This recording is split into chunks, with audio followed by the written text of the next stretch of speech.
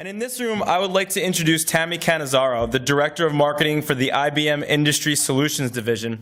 When I was looking on how I was going to introduce Tami, I am kind of a space cadet, and I was like, whoa, cool, we both have last names with 10 letters and 2 Z's. And then I got focused, and I realized that Tami has an incredible digital profile. I highly suggest you check out her blog, digitalageofmarketing.com. It's got a ton of good insights. We look at it regularly. And really, she's going to be here today talking about basic social media 101 and building the digital you, which is something that everyone could really benefit from. And please pay attention, because this is stuff you're going to take home and be able to use tomorrow and really start seeing results. So with that, I'd like to introduce Tami.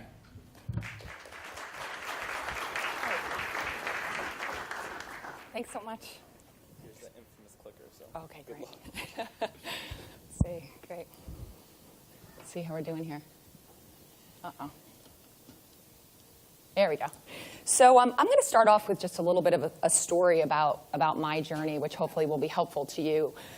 Maybe about 7 years ago, I had a conversation with a mentor of mine at work, and I said to her, Inhi, I feel like I'm not moving up in the business. I think I have a lot more to offer, and I'm not moving up. I'm not getting that next promotion. And she said to me, all right, well, let's think about it. And she said, well, Tami, what are you known for? And I said, well, let me think about it. Well, I'm a hard worker, and I'm known for execution, and I'm collaborative. And thinking back, I feel like those were kind of lame. And she sort of sighed. And she said, Tami, I think you could think a little bit bigger about what differentiates you in the business. And she said, what I want you to do is this. I want you to go and I want you to interview 10 people. And I want you to ask them what you're known for. And just ask them to give you 3 attributes that is their impression of you. I said, okay. She said, friends, family, people you work for, people that work for you. I said, okay, I'll go ahead and do that. And she said, and then I want you to do one more thing. I want you to lay in some people that you admire in the world. And I want you to lay in what they're known for and put those on the list. And so I did that. And I pulled together what I called my aspirational person. And then I worked on a daily basis to become that person. And I kind of leveled up these attributes. And they were more along the lines of, I want to be a collaborative leader. I want to be known as an innovative change agent at IBM. And I think these attributes that I work to be known for, I literally, if you come visit me in Armonk, you'll see them on my whiteboard. And I really do, try to aspire to be that person, to be that leader. And, some days I probably fail, some days I succeed. But I think, making sure the first step, I think, of building out your digital persona is making sure that you've thought through who you are, what you're known for, from friends and colleagues and associates, and then starting to build that in social. So move forward a few years, and I got, I was put in charge of social media for a brand. And I thought, oh dear, I'm an egg on Twitter. My LinkedIn profile hasn't been updated in 10 years. And I'm really not very active on social media, so I really need to fix this. So I started off on this journey. So I'm going to share this journey around social, how I became social, and hopefully give you some tips and ideas that you can take back and consider. So I'm going to talk a little bit about just your profile, your persona, who you are on LinkedIn. Talk a little bit about Twitter, how to grow a Twitter following and engagement on Twitter, and then talking a little bit about growing your friends or your network. So LinkedIn, this may seem really basic, but as you put up your profile on LinkedIn, really think through, what does it say about you? Have some colleagues look at it. My trick is I actually look at CMOs from large companies, and I look and how does mine stack up? Does mine stack up? Do I have the right leadership qualities, the right qualifications? What experience do I have? And also you can meet with headhunters, right, and kind of get that feedback as well. But LinkedIn is just so important right now. It's really become quite a powerful place to grow your network. I actively, when I speak or when I meet people in an event and I get their business cards, the first thing I do is send to grow my network. I send out a, hey, great to meet you. Let's connect here. And then I try to grow that network. And I actually belong to some industry kind of industry LinkedIn groups and communities where I try to become more active. And then I even belong to some local groups. So, a friend of mine just started, Digital People of Chappaqua, right? Very local, small, few people, but it's just sometimes it's the smaller community-based groups that can even be more powerful than these large groups. But both of them, I think, are a combination, are really, really important to really grow your network. So I would say, consider even starting your group to really make sure that you're able to take some of the relationships you make to the next, to the next level. And then ways to interact on LinkedIn. So there's a lot of ways to interact on LinkedIn. I think the LinkedIn, they're trying to grow more and more to become, people. I think 5 years ago it was, get your profile up, and it was for basically job hunting, right? That's really evolved today, and people are really using it to network, to grow their relationships. It really helps to, I think, grow your digital persona, who you are on LinkedIn. So people are publishing articles. I publish my blog on LinkedIn, for instance. So just make sure that you're active and you're thinking, you're being thoughtful about which communities you're driving. So let's talk about Twitter.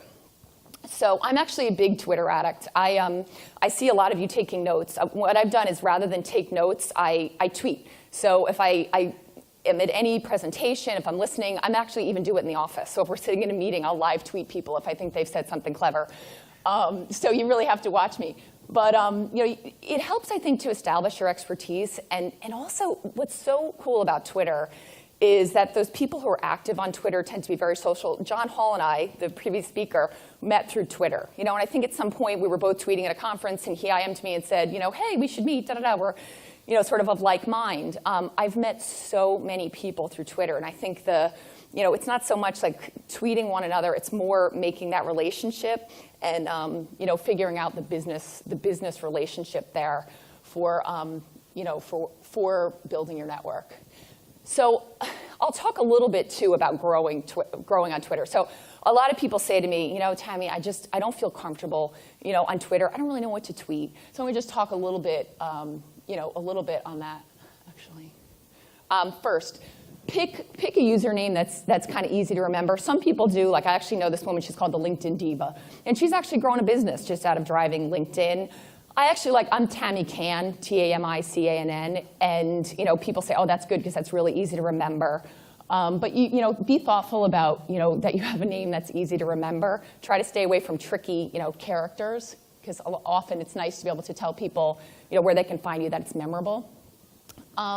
Make sure you list your name in your bio. List your name and consider a little bit. Consider that you only have a set amount of characters that you can write in Twitter about your bio. Make sure it's as powerful as it can be. I mean, at one point, maybe a year ago, I had this nice little write-up about top 50 marketing minds, and I was included in that. And I sort of, and this, sometimes I think women have a difficult time with this. Like, it felt like a little bravado to put that in. But I put it in, and I think, you kind of need to, put forward, really that you're relevant in the industry, about who you are. So if you have any, important, either important or interesting or relevant to your audience, really think through, because what people do is they'll follow, and they'll look at you, who you are, and kind of make that snap judgment about whether they're going to follow back. And so you want it to kind of, really stand out. Some people also they'll try to kind of grow communities. They'll put, working mom or entrepreneur or, cyclist, right? Some more hobby type activity, and that kind of helps too to align people of like interests. And a lot of people, I'll talk a little bit about, getting started. That's the profile. Getting started. So what I say is, don't be afraid to get started on Twitter, because when you first start on Twitter, no one's listening, right? If you have no following, no one's actually seeing your Twitter feed. So just start, just go. Just start tweeting, kind of get a sense of it. What I say is go and pick a few people in your industry that you think are great. So I started by following Jay Baer. He has the #1 blog, Convince and Convert in Marketing. I follow folks like Brian Kramer. Brian's the CEO of Pure Matter and is very active in social. Ted Rubin. And these people are very active in social. And so I kind of watch them. I watch their voices, the type of content they tweeted. And that's how I started. And then I just started to slowly tweet. And what I tell people is, 15 minutes a day to just try to spend some time. You can try something like, I actually did a marketing tip of the day at one point. and people really like that. People love quotes on Twitter. And then I do a lot of content aggregation. So I'll go to Flipboard or needtoknow.com or BuzzFeed, and I'll find really interesting content, and I tweet that and really try to share at least a couple times a day some content that I feel really helps me in my job. I mean, one of the things I love about Twitter is I feel it keeps my hand on the pulse of what's happening in marketing. And marketing is moving so fast today that it really helps to find new trends. You know, every day, these social properties like Twitter and Facebook and LinkedIn, they're announcing kind of new features, new functions. There's new social tools, new technology. And I find, and I'm sure you find as well, keeping up with that technology and those trends as a marketer is the hardest thing in the world. And so I find a lot of the forward thinkers are actually very active on Twitter. And if I can kind of follow the right people who are always kind of giving me the information of what's new, it keeps me relevant.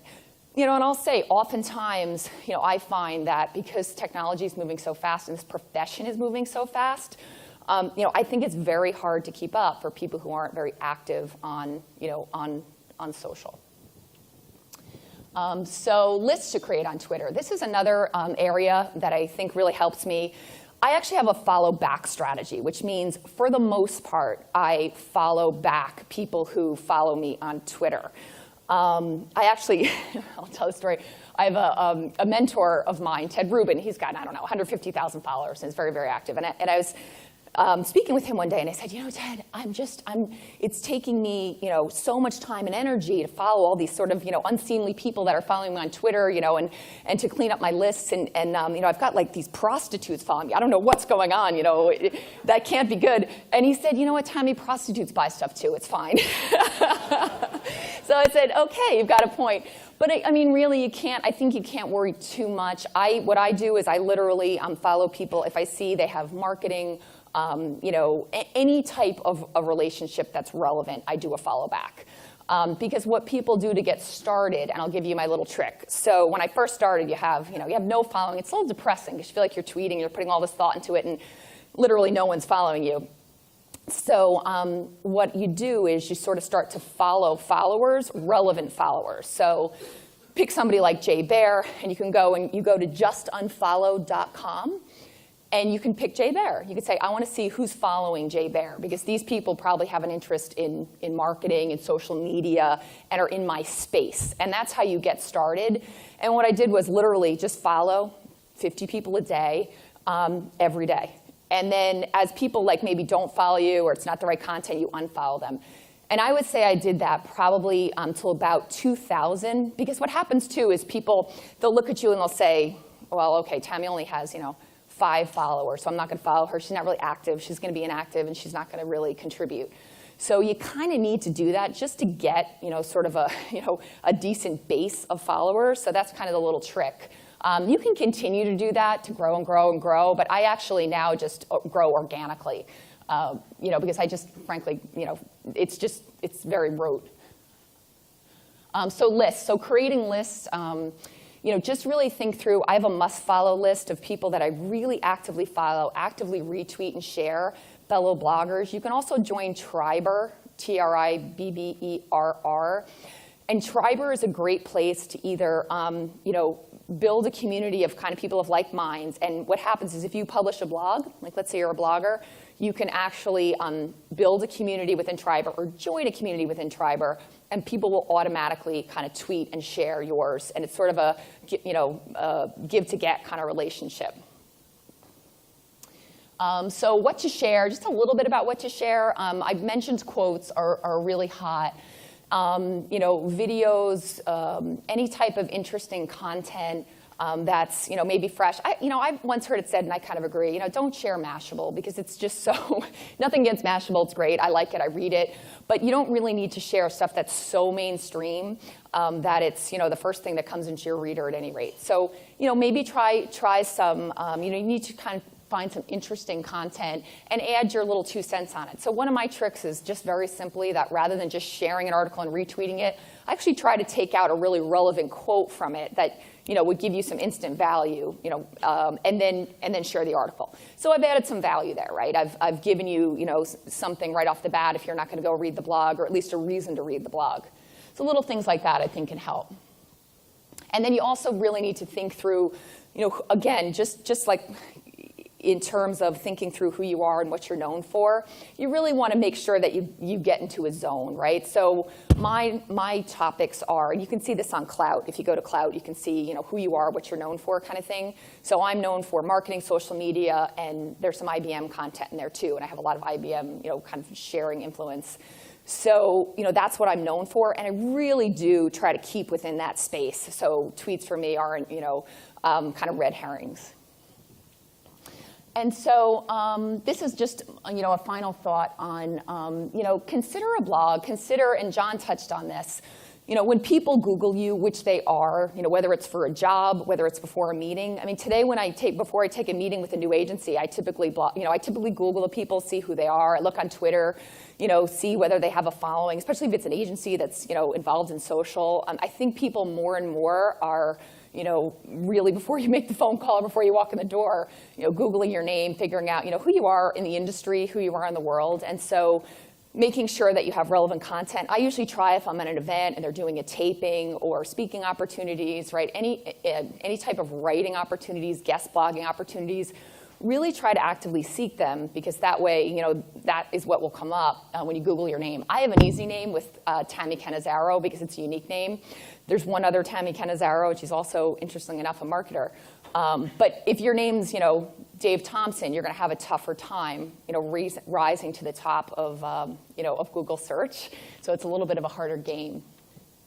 You can even consider a tweet chat. I have people at IBM who do YouTube series. If you're an expert on a specific topic, digital analytics or marketing automation, really the key here is making sure that you're contributing information that people can use, that's unique, that's relevant, that you're adding value as opposed to just kind of adding to the noise.